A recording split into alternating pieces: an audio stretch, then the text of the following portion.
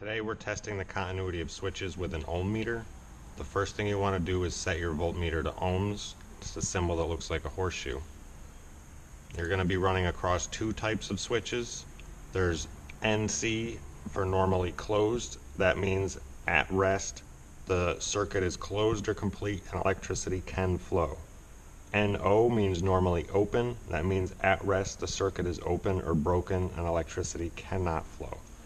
I have my first switch hooked up here on the NO side. That means the circuit is normally open or broken with the button at rest. I'm getting zero flow of electricity. When you push the button down, it completes the circuit. I'm getting zero resistance. That leg of the circuit is working just fine. When we switch to the NC side, or normally closed, that means the circuit is complete with the button at rest. Without pushing the button, we're getting almost no resistance here. This circuit is working just fine. Push the button down, it breaks the circuit. You get no flow of electricity.